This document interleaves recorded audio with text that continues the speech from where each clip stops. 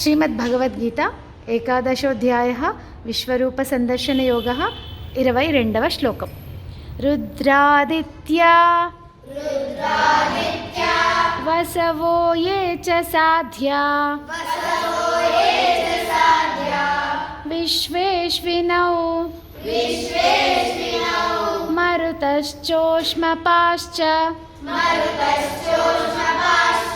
गन्धर्वयक्ष सुरसिद्धसङ्घा वीक्षन्ते त्वां विस्मिताश्चैव सर्वे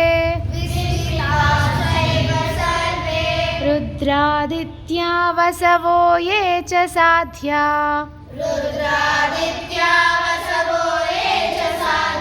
विश्वेश्विनौ मरुतश्चोष्मपाश्च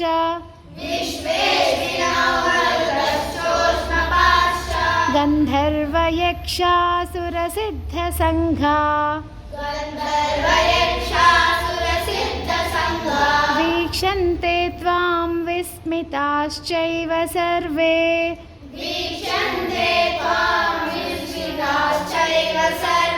रुद्रादित्या वसवो ये च साध्या विश्वेश्विनौ मरुतश्चोष्मपाश्च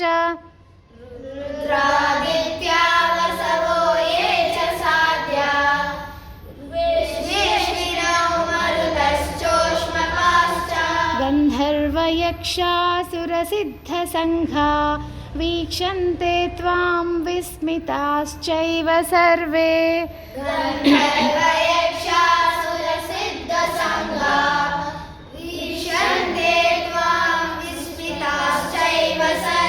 रुद्रादित्या वसवो ये च साध्या विश्वेश्विनौ मरुतश्चोष्मपाश्च गन्धर्वयक्षासुरसिद्धसङ्घा वीक्षन्ते त्वां विस्मिताश्चैव सर्वे रुद्रादित्या वसवो ये च साध्या विश्वेश्विनौ मरुतश्चोष्मपाश्च गन्धर्वयक्षासुरसिद्धसङ्घा वीक्षन्ते त्वां विस्मिताश्चैव सर्वे। जय श्री राम। जय